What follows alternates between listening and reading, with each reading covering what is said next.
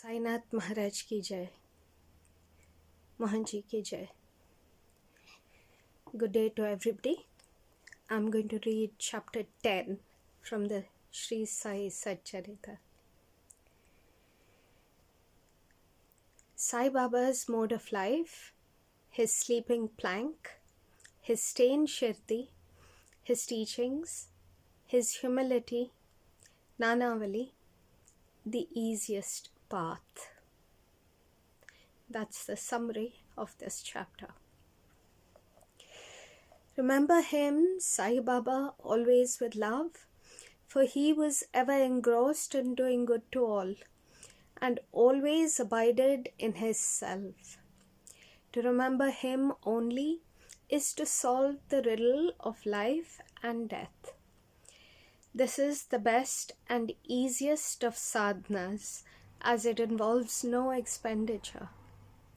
A little exertion here brings great rewards. So, as long as our senses are sound, we should, minute by minute, practice this sadhana.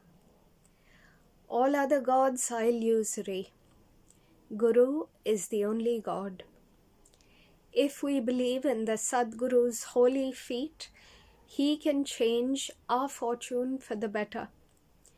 If we serve him sincerely, we get rid of our worldly afflictions. We need not study any philosophy, like the Nyaya or the Mimamsa. As we trust the helmsman in crossing rivers and seas, so we have to trust our Sadguru in getting us over the ocean of worldly existence. The Sadguru looks to the intense feeling and devotion of his devotees, endows them with knowledge and eternal bliss. In the last chapter, Baba's mendicancy and devotees' experiences and other subjects were dealt with.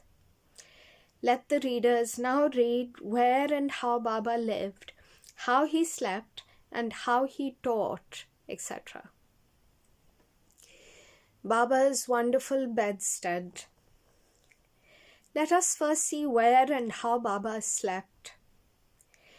Mr. Nana Sahib Dengle brought for Sai Baba a wooden plank, about 4 arms in length and only a span in breadth, for sleeping upon.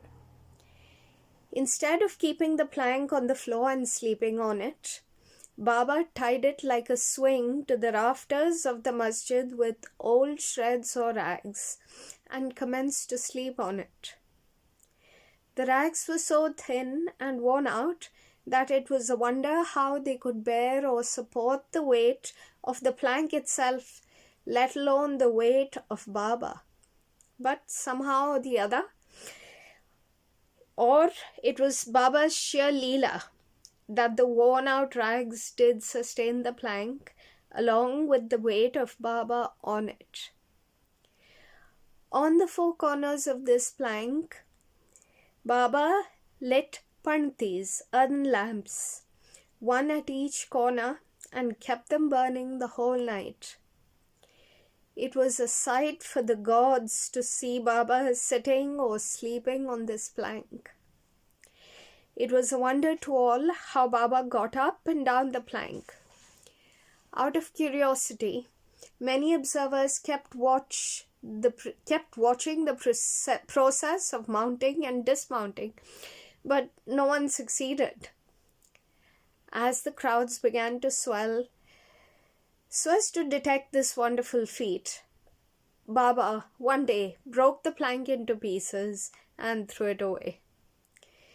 Baba had all the 8 Mahasiddhis, the powers, at his command. He neither practiced nor craved for them. They came to him naturally as a result of his spiritual perfection.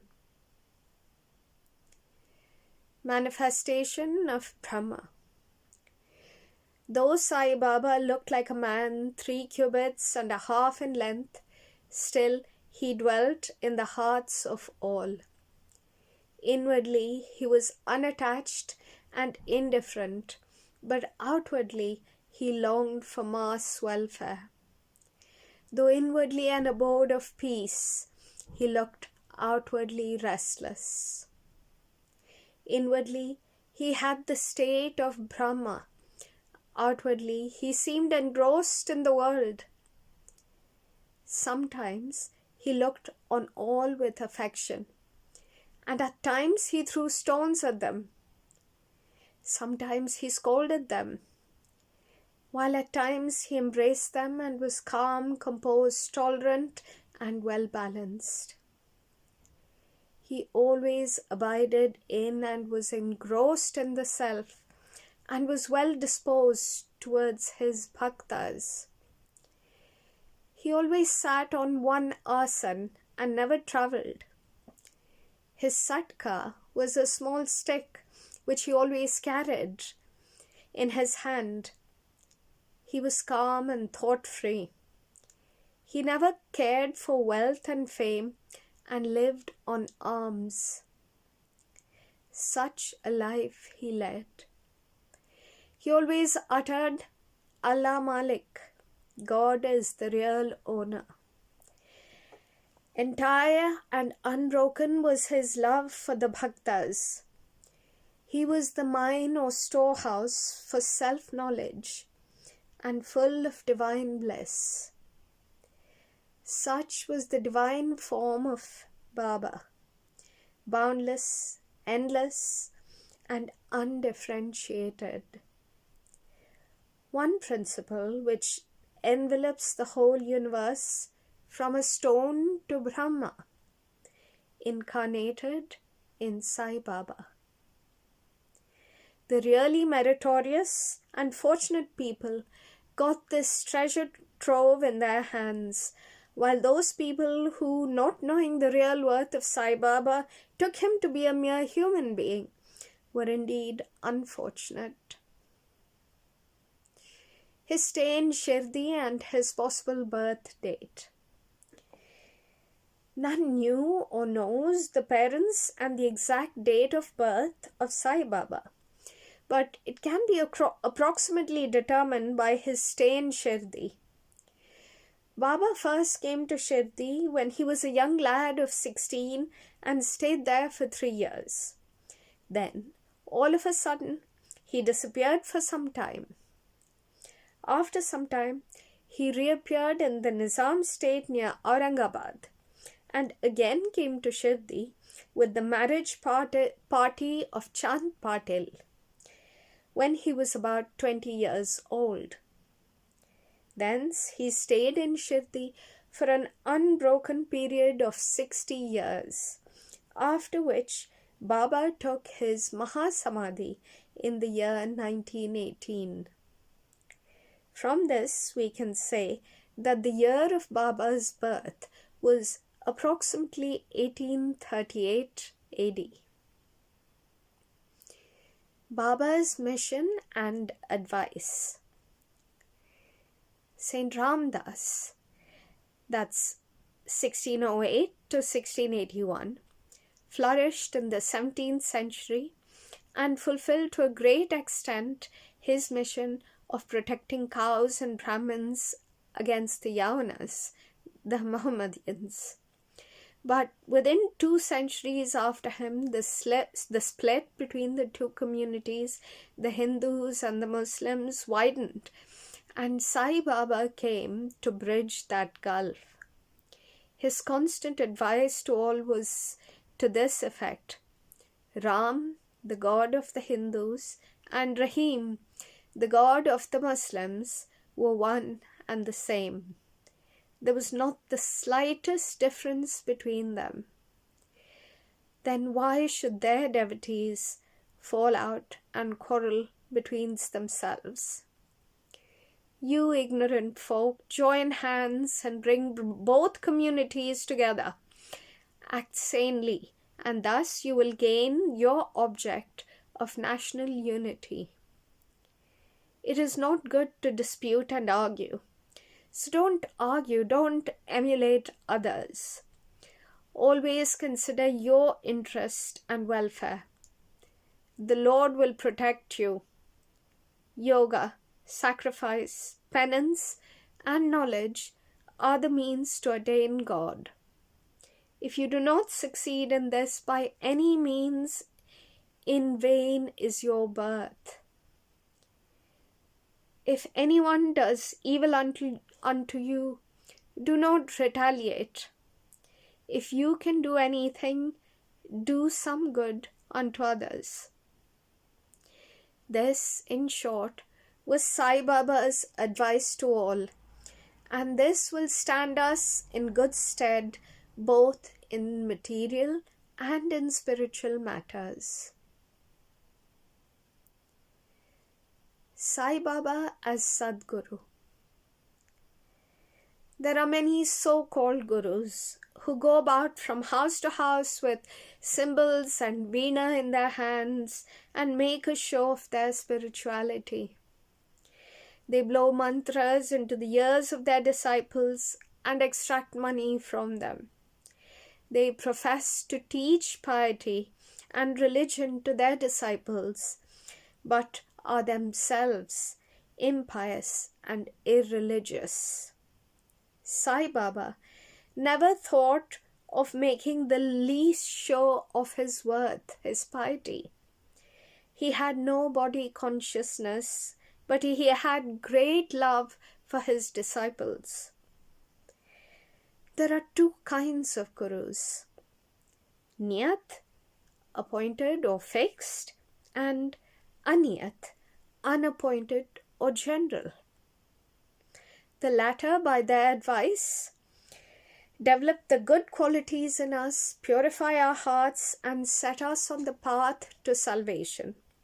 But contact with the former dispels our sense of dualities, sense of difference, and establishes us in unity by making us realize, Thou art that, Tattvam Asi.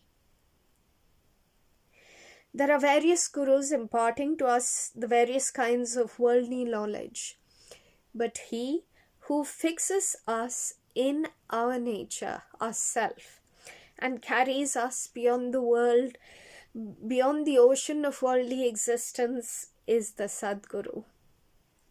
Sai Baba was such a Sadguru. His greatness is indescribable. If anybody went to take his darshan, he, without being asked, would give every detail of his past, present, and future. He saw divinity in all beings. Friends and foes were alike to him. Disinterested and balanced, he obliged the well-doers as well as the pious. He was the same in prosperity and adversity. No doubt ever touched him. Though he acted as though the body, he was not in the least attached to his body or house. Though he looked embodied, he was disembodied, that is, free from gross existence. Blessed are the people of Shirdi who worshipped Sai as their God. While eating, drinking, working in their backyards and fields, and doing various household works, they always remembered Sai and sang his glory. They knew no other God apart from Sai. What to speak of the sweetness of the love of the women of Shirdi? They were quite ignorant, but their pure love inspired them to compose poems and songs in their simple rustic language. Letters of learning they had none. Still, one can discern real poetry as such. Real poetry is the manifestation of true love, and this can be seen and appreciated by intelligent listeners. A collection of these folk songs is desirable, and by Baba's wish, some fortunate devotee may undertake the task of compiling and publishing these folk songs, either in the Sai Leela magazine or separately in a book. Baba's humility. The Lord or Bhagwan is said to have 6 qualities, which are fame, wealth, non-attachment, knowledge, grandeur, and liberality. Baba had all these in him. He incarnated in flesh for the sake of his bhaktas. Wonderful was his grace and kindness, for he drew the devotees to him. Or how else could one have known him? For the sake of his bhaktas, Baba spoke such words the goddess of speech could not utter. Here is a specimen. Baba spoke very humbly as follows. Slave of slaves, I am your debtor. I am satisfied at your darshan. It is a great favor that I saw your feet. I am an insect in your excreta. I consider myself blessed thereby. What humility is this? Though outwardly Baba seemed to enjoy sense objects, he had not the least flavor in them, not even the consciousness of enjoying them. Though he ate, he had no taste, and though he saw, he never felt any interest in what he saw. Regarding passion, he was as perfect a celibate as Hanuman. He was not attached to anything. He was pure consciousness, the resting place of desire, anger, envy, and other feelings. In short, he was disinterested, free, and perfect. A striking instance may be cited in illustration of this statement. Nanavali. There was in Shirdi a very quaint and queer fellow by the name of Nanavali. He looked to Baba's works and affairs. He once approached Baba, who was seated on his gadi, his seat, and asked him to get up, as he wanted to occupy the same. Baba at once got up and left the seat which he had occupied. After sitting there for a while, Nanavali got up and then asked Baba to resume his seat. Then Baba sat down and Nanavali fell at his feet. Baba did not show the least displeasure at being dictated to or ousted. This Nanavali loved Baba so much that he breathed his last on the 13th day of Baba's Mahasamadhi. The easiest path. Hearing the stories of the saints and being in their company. Though Sai Baba acted outwardly like an ordinary man, his action showed extraordinary wisdom and skill. Whatever he did was done for the good of his devotees. He never prescribed any asana, regulation of breathing, or rites to his bhaktas, nor did he blow any mantra in their ears. He told them to leave off cleverness and always remember Sai, Sai. If you did that, he said, all your shackles would be removed and you would be free. Sitting through 5 fires, sacrifices, chanting, 8-fold yoga are possible for Brahmins only. They are of no use to the other classes. The function of the mind is to think. It cannot remain without thinking for a minute. If you give it a sense object, it will think about it. If you give it the Guru, it will think about the Guru. You have heard most attentively the grandeur of Sai. This is the natural remembrance of Sai. Hearing the stories of the saints is not so difficult as other sadhanas mentioned above. The stories, remove all fear of this sansar, this worldly existence, and take you onto the spiritual path. So, listen to these stories, meditate on them, and assimilate them. You may attend to your worldly duties, but give your mind to Sai and to his stories, and then he is sure to bless you. This is the easiest path, but why do not all take to it? The reason is that without God's grace, we do not get the desire to listen to the stories of the saints. With God's grace, everything is smooth and easy. Hearing the stories of the saints, keeping their company.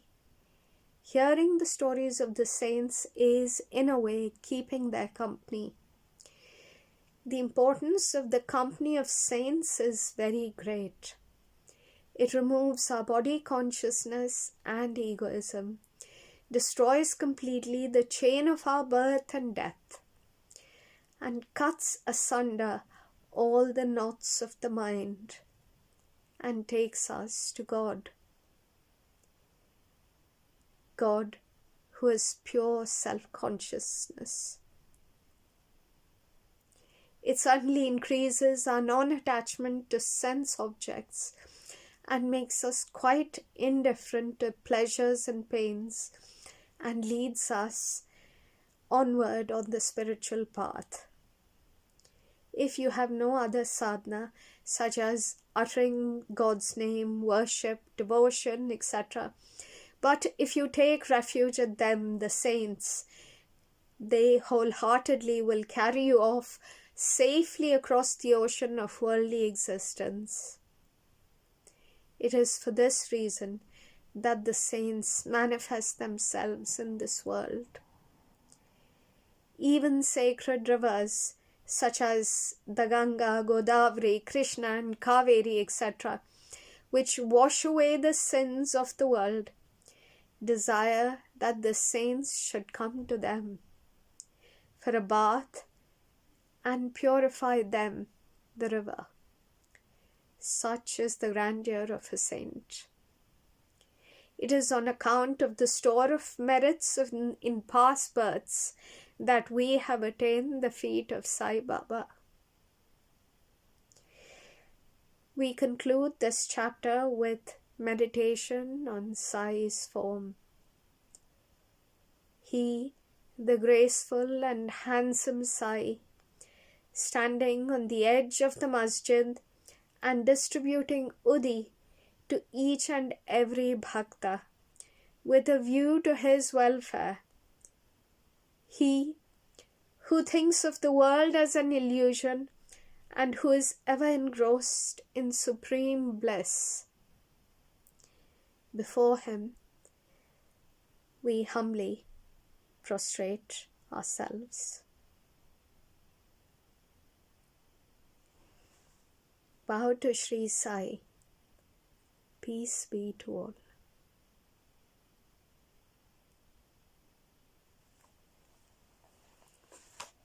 Let us end with the Shanti part.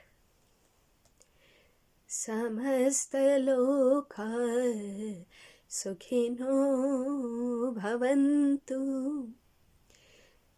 Samasta loka sukhino bhavantu. Samasta loka sukhino bhavantu. Om Shanti Shanti Shanti.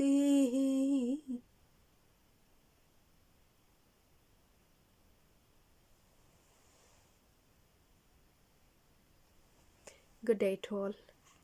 Have a great rest of the day.